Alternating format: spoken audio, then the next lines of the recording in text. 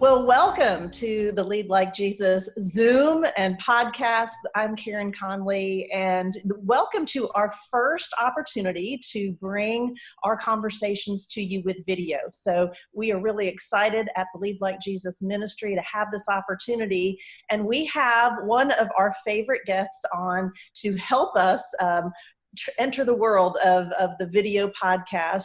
We have Dr. Mick Ukleja. Mick, welcome to the podcast today. It's great here, and it's a lot of pressure because you don't get a second chance with first impressions. So here we go. I know. It was a whole totally different world to think about doing it on video, but I know that everybody loves when I'm watching different conversations. It's great to just kind of see the people and be a part of that conversation. So we hope this will be a great addition to the Lead Like Jesus resources for you and I to be able to bring the inaugural one to everybody. And we did not skimp on a topic for our first video podcast here. We have a conversation that I hope will be really interesting and really helpful for our audience.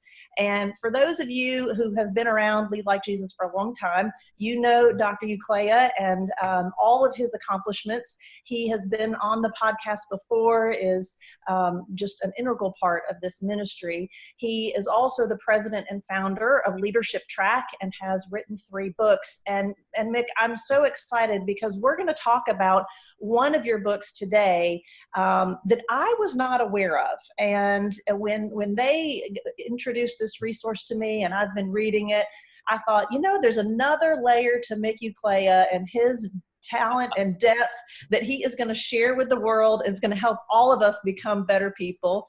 And so we're going to talk today, if I can pick your brain for a little bit, really around some work that you did that's in a book entitled, Who Are You? What Do You Want? And then I love the subtitle, 4 Questions That Will Change Your Life. So maybe just to kind of start the conversation, tell us a little bit about kind of the backstory behind you and your co-author coming together to provide this great resource. Sure. Actually, my co-author was Bob Lorber. He was the co-author with Ken Blanchard of Ken's second book, Putting the 1-Minute Manager to Work. And so Bob and I had been working together for some time, and we thought, hey, we use this model that we're talking about. So we said, let's put this in print. And of course, Ken wrote the foreword, and the rest is history. And we interviewed some great people, but we have a great little model that we have seen really help a lot of people. It's helped us, and so we've used it to help other people. And it's really a model that helps you deploy your best self. Well, so I know that you call it, I think the term is 4-dimensional thinking. So maybe just to start us off, my husband, Chris, who's been on the podcast with us a bunch before, always makes fun of me how linear I am, but I like to have like the whole picture first, and then we can kind of dissect it. So maybe kind of just give us the big picture. What is 4-dimensional thinking? Well, we can't call it simply 4 questions. It's really 4 dimensions because each question is a 2-pronged question. So there's really 8 questions. Okay. 4-dimensional thinking, we live in a 4-dimensional world. And if people get this 4-dimensional thinking in their life, it really becomes a tool and a model that helps them continue to grow their entire life. And we've used this with college graduates, high school students, and CEOs of very large corporations. And they all use the same model. And that's why it's effective. It's about growth. It's about deploying your best self. It's not about how smart you are or how many degrees you have or where you are in your particular career. It fits any lifestyle if a person wants to take this model and use it and ask the right questions. So it's so funny that you say that about high school students, college students, and CEOs, because we have a son who's he just finished his sophomore year in college, and then a daughter that's just finished her freshman year. And as I was reading this, a lot of the illustrations are in the corporate world, but I just kept thinking, ooh, they need this too, and how this line of questionings, it can be helpful. It's what you just said. I can just see it, that anybody who's listening, whether it be for themselves or maybe if they're a coach themselves or a consultant, or if they have, adult or teenage children, that there's really so much here that we're going to unpack today. And I know we're really just going to get kind of the tip of the iceberg in our conversation. But maybe walk us through kind of the four different dimensions, and then we can kind of circle back and maybe really dive deeper into the first one. Sure. The first question or dimension is, who are you and what do you want?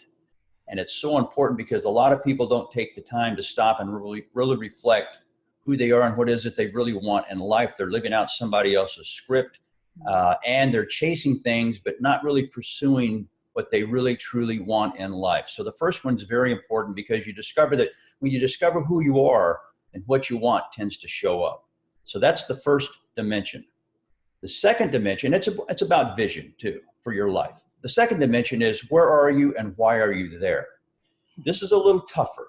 This takes some full or rock bottom honesty, where you describe your life exactly where it is, not sugarcoating it. And you need sometimes feedback to help you do this because we have lots of blind spots. So you really can't, if you discover where you are, then it's a lot easier to get to where you want to go. And I like to use the illustration that when you're in the mall and let's say I want to go to the Toomey store, and I look at this big directory and I see the Toomey store, but I still discover it's very difficult to get to the Toomey store until I see that little red star that says, you are here.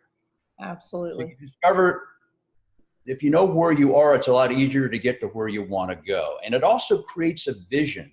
Once you have a vision for attention, I will call it. Once you create a vision for where you want to go, and then you have current reality, it creates tension, not psychological tension or anxiety, but just energetic tension that drives you toward that particular goal once you're honest about where you are. It's like having a rubber band. If you stretch it, it'll pull you one way or the other.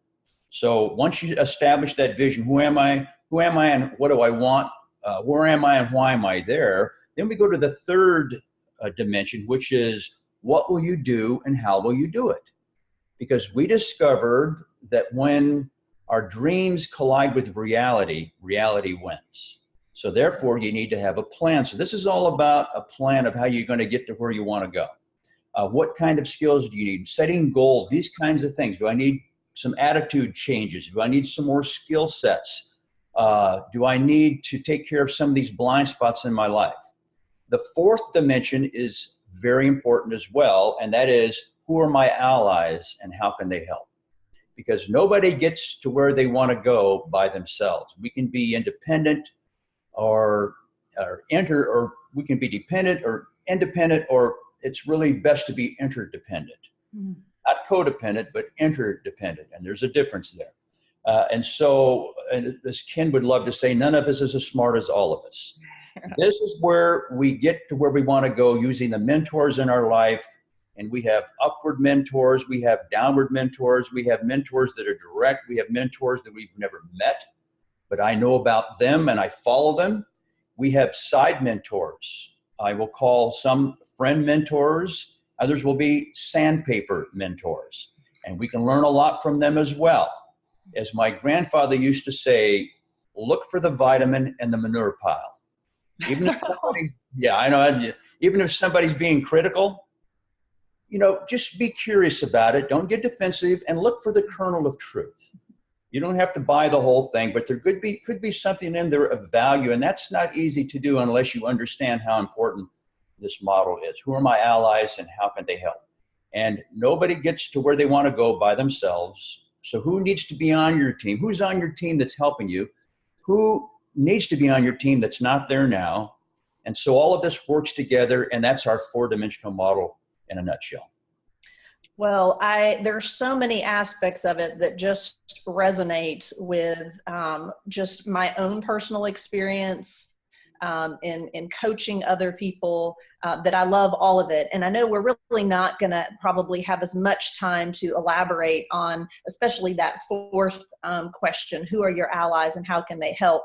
But I'm glad you just kind of gave us a word picture of that, because I think the reality is these are kind of hard questions.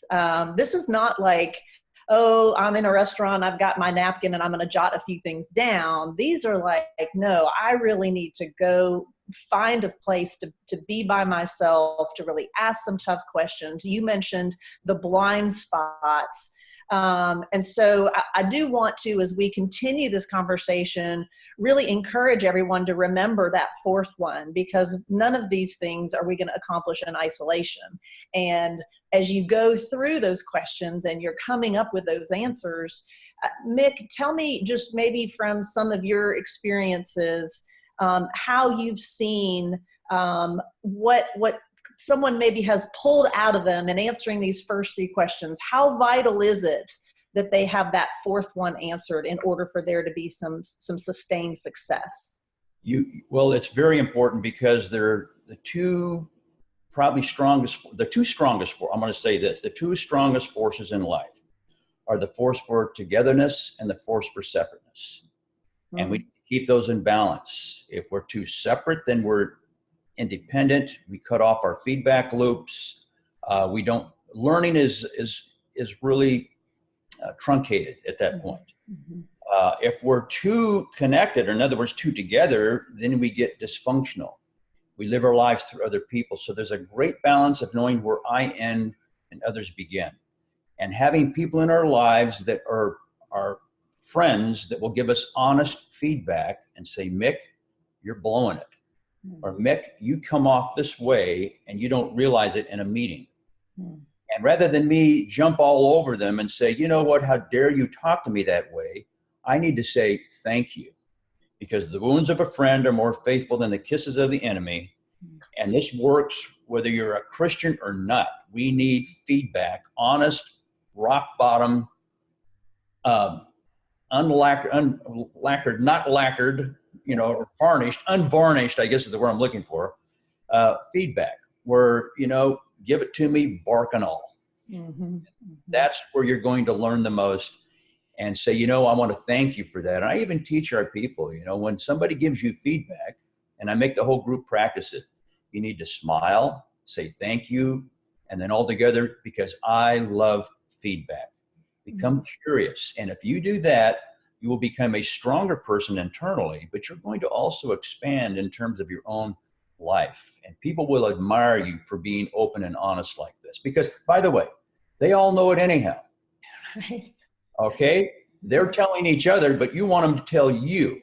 Right. 90-10 principle. People tell us 90% of what we need to hear. It's that last 10% they don't tell us that we really need to hear. And those are my friends as well. I need to prime the pump, because nobody wants to deliver that devastating news to me that I have a flaw. Right. They talk about it with each other, but I want them to tell me, because I'm the guy that needs to learn this. So yeah, one of the ways to say exactly what you're saying is, what's it like to be on the other side of me?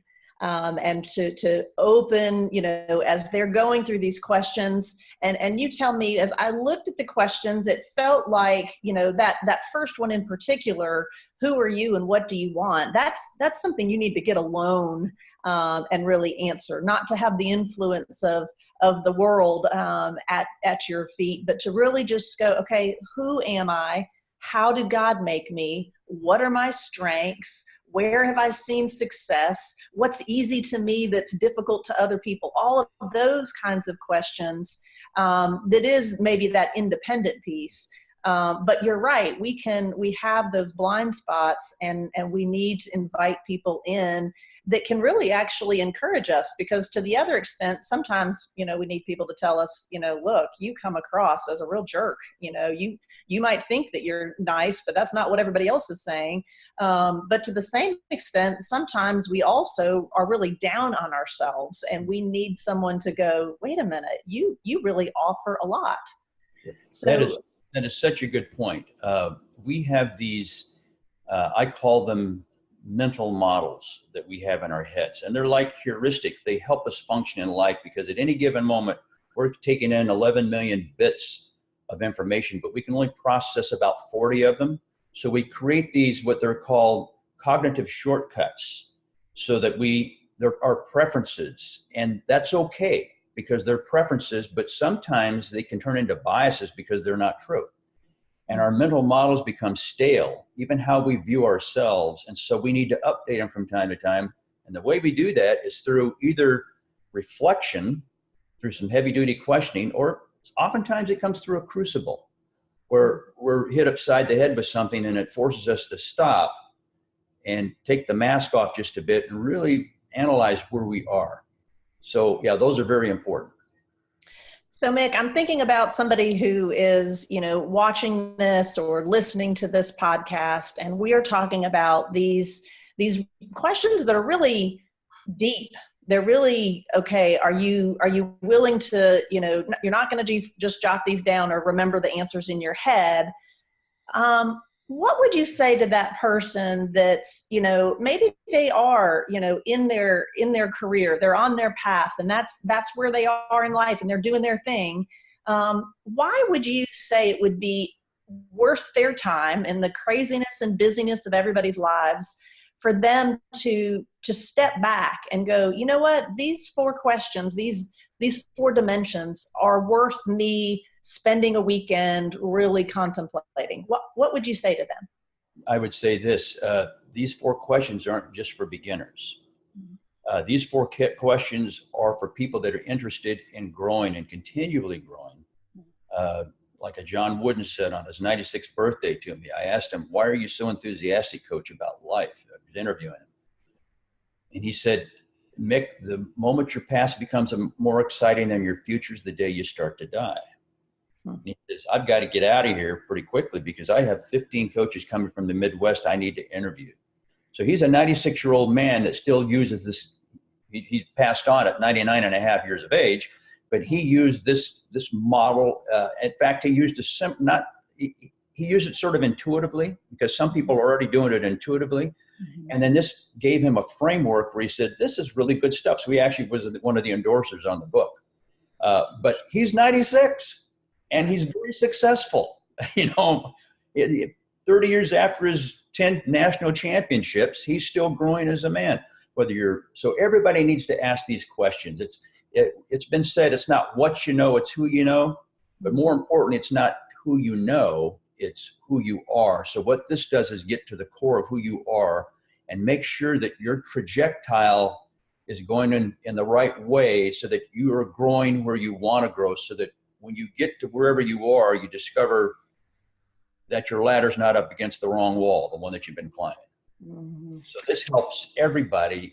No matter where you are, it's applicable. These questions are applicable at every level of a person's life. Mick, earlier you used the word script, talked about sometimes we're fulfilling our script.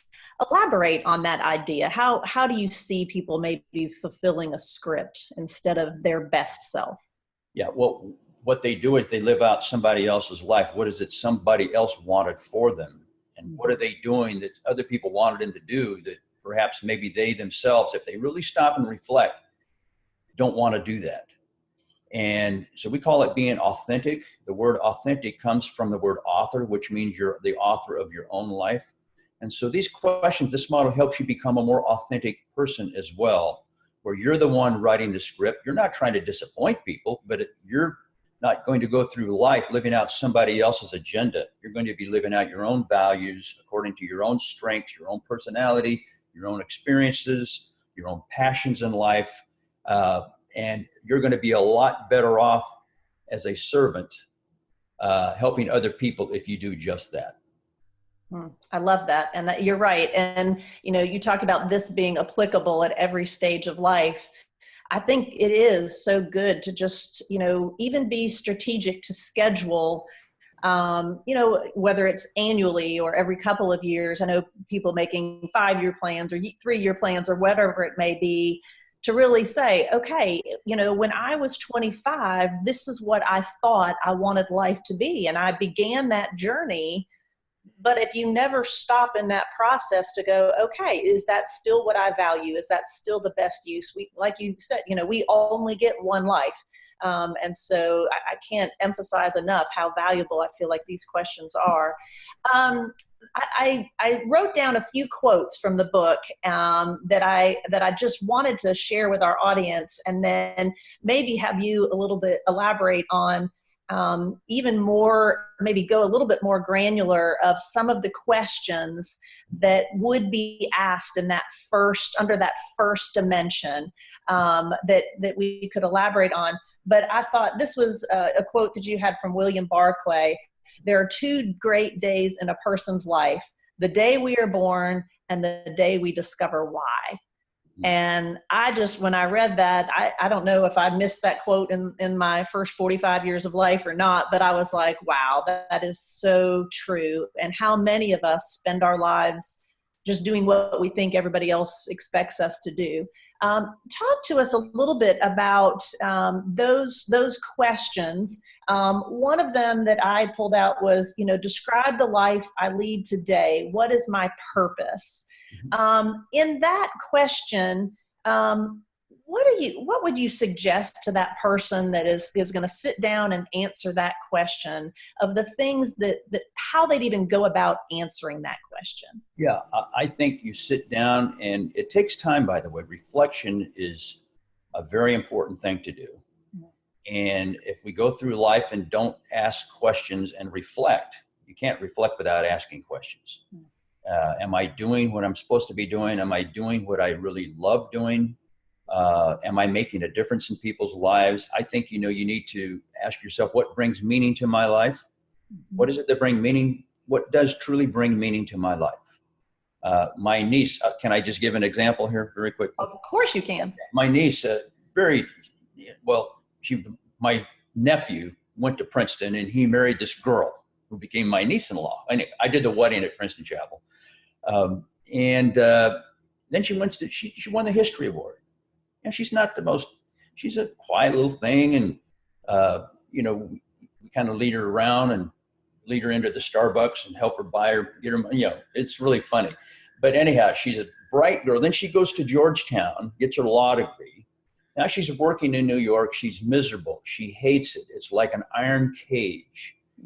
And I said to her, Karen, you have to stop. It's her, Karen, same as you, spelled differently. Don't panic.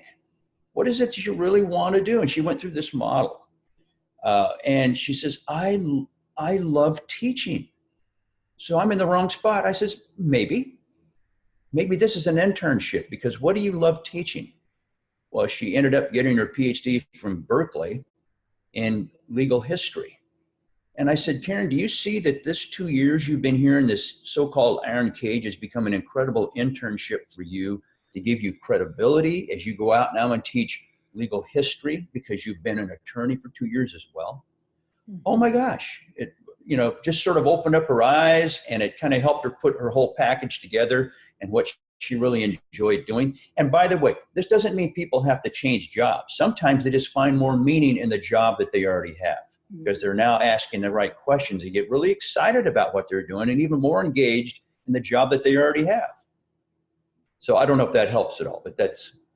Absolutely. And I do think that, we do, particularly when you talk about academia, the number of dollars that are invested and the years of your life, that so many times we get through that and we think, well, this is it. This is what I studied. This is what my degree's in. And I guess I have, made that decision already, that this is how it's going to go for the next 30 years, even though it might not have manifested itself the way that we thought. And to realize, God is a God of sequence. And even though there might be detours on our journey, in your example with your niece, it may be very intentional. It may have been a part of the journey that was supposed to be there, even though it didn't necessarily have the feelings associated with success and peace and what that she was looking for. So it's good that she had an uncle to help her to have that perspective, for sure. So we have in the book too, we have the finding your sweet spot, the personal alignment, where we have you draw 3 concentric circles that intersect with each other. And one of them is your strengths. What are your strengths? The other one is your passions. The other one, your obligations, are the things you're doing now. And we take them through an exercise where they have to put and understand what their strengths are. It's very important to know what your strengths are. And do your passions align with your strengths, because they usually will. Mm-hmm. And then what are your commitments right now?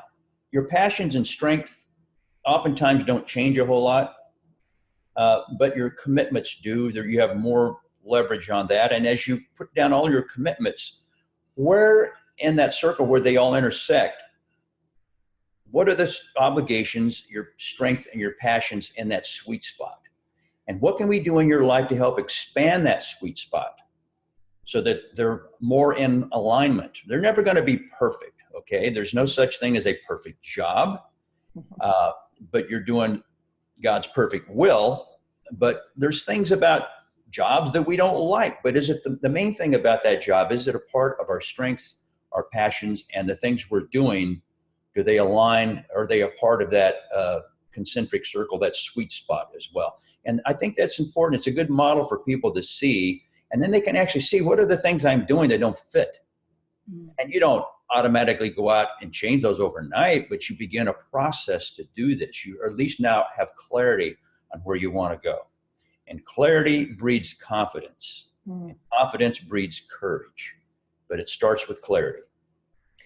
Well, and I've had it said before, it's kind of like the 70-30 principle that, you know, you want to spend, and I guess numbers can differ depending on who you ask, but that same premise that you're talking about of, you know, there's not ever going to be a perfect situation. There's always going to be things in our life that are not in our strengths that we just have to, you know, be good enough to get by with, and things that, but you can't sustain year after year at 50-50 or 60-40, you know, that you've really, and what you're saying, and what I hope our audience is hearing from this, I think there's just this prevailing sense of just being overwhelmed, or anxiety, or just the pressures of the world that sit on so many people's shoulders, but it's just this undefined sense of unrest. Mm-hmm. And what you're really providing is a very tangible roadmap to help kind of declutter, like what is it that is causing me to struggle? What is it that I can change? Okay, what can I not change? What, you know, and so I love I think what you're describing is just very practical, very tangible. And your analogy of the clarity building confidence is so helpful, I think, for people to hear. By the way, we have some examples in the book too about decluttering, and some people that did that in their own lives. And what you just said is so true. Decluttering is important to do. To clean house, we do it in our homes. Why don't we do this in our life? Clean out some of the things that don't need to be there. And by the way, this is a Christian concept. We're always growing and decluttering. You know, we're getting things out of our life that don't need to be there, that really get in the way of what we really want to be about. So I think that's a very important concept as well. I also like people to do what I call a deep dive fast forward. And okay, elaborate on that. I'm going to elaborate on that. It's not in the book, but it's going to be in the revised version. Okay. A deep dive fast forward means you take a deep dive and go way out on time. Could be 5 years, 10 years, maybe the end of your life. And they're looking back. What do you want people to say about you there? What would you want them to say? What would mean the most to you, let's say 10 years out? What decisions that you make will reflect the principles that you truly value in your life, and what in the end is really important to you? And then those future answers that you come up with will help you design the behavior that you need to do today to get there. Mm-hmm. There's a little concept which is also not in the book. It's called the end of history illusion. We think that who we are today, we've now arrived. We have a tendency to do that. I've changed so much in the past, I'm now here. That's an illusion. Mm-hmm. We don't oftentimes go out 10 years from today and realize I'm going to be a whole lot different then as well. And the reason for this is because it's much easier to remember than it is to imagine. So we talk about getting unstuck, which we define as the regression of the imagination, where you think things will always be the way they are right now, you're stuck. And so this model also helps you get unstuck, because everybody gets stuck. But we need to know how to get unstuck. Nobody drowns by falling in the water. They drown by staying there. We all fall in the water. We all get stuck. We just need to learn how to get out of the water, dry ourselves off, whether it's mistakes we've made or decisions that weren't good or whatever the case might be. Done. Let's from this point move forward. We can get unstuck and move forward and know that life will really be different down the road if I make decisions today with that deep dive fast forward, and they will accumulate. And 10 years down the road, I'll be a totally different person. I love it. And I'm writing down, I had the look for the vitamin and the manure. Now I've got the one about not drown. You are a man full of fun quotes. I love it. I love it. Well, as we kind of come to the end of our time together, I didn't want to leave this topic without you referencing kind of your recommendation. I think you had a 48-hour retreat as a very, again, you know, these are the kinds of things, it's easy to nod your head and agree that you need to do it. It's another thing to actually act on it. And so I'm a firm believer that I don't come across truth on accident, that the Lord is sovereign in what we hear. And so for people that are hearing this, maybe that will give them a very, again, practical way to say, okay, if I'm listening to this, A, how do I get the book? And so that I can have the series of questions, and B, describe to them what you recommend in terms of just getting a way to be able to tackle these questions. Yes, you need to have time away. If you don't take time to, you need to put margin into your life, period. And every once in a while, it's good to get away and reflect again on where you are. And as I don't think I've said it today, but reflection comes from the Latin word to refold. So when we look in the mirror, what happens? Light goes in, refolds, comes back out, and we see ourselves as we are. And the same thing with reflection. We take our experiences in life, and they just become experiences if we don't reflect. So when we stop and reflect on our experiences and on what we're doing and where we want to go, they go out and it refolds and comes back in as an insight, and we see our lives a little more clearly. So reflection is very important. And if we don't schedule that into we should schedule that in weekly. Maybe not just a retreat, nothing like that. Could be a yearly thing or whatever. And by the way, it could be a 24-hour retreat. Mm-hmm. It could even be a couples retreat where you sit and then you come back and talk about some of these things. So it could be a retreat with 8 people. There's no magic on how you do it, but you need to be alone during that time as well. And make sure that you're scheduling not just tasks and appointments on your calendar, but you're scheduling what I call values. Make sure that your calendar reflects the values that you say you really have. And by the way, once you do this, you'll see your strengths, your passions, your values. Then you'll look at your obligations and even your calendar. And by the way, your checkbook as well will reflect this. Mm-hmm. But your calendar really reflects your values. So I tell people, don't schedule appointments and tasks. Schedule values. Make sure that you're doing that. And this is one of the things, is this 48-hour retreat, we went for the moon and said 48 hours. And because you can really come back a different person if you take some of these exercises and do them. And by the way, high school students all the way up through CEOs have done this. So again, it's taking the time to stop and reflect, to ask those right questions.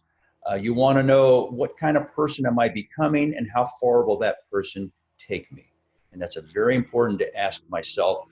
An individual needs to ask themselves that question. Who am I becoming and how far will that person take me? And when I get out there, is that the kind of person I want to be known for? My eulogy, for instance. What do I want them to say at the eulogy?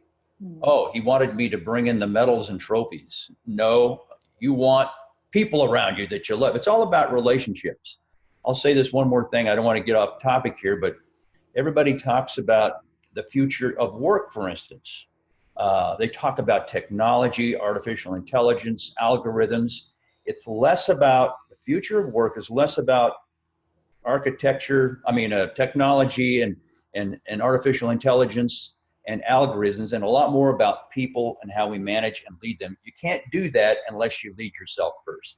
And this thing this model is a great way to really lead yourself to become the kind of person that you want to be, that can impact other people, because it's all about people. It will always be about people.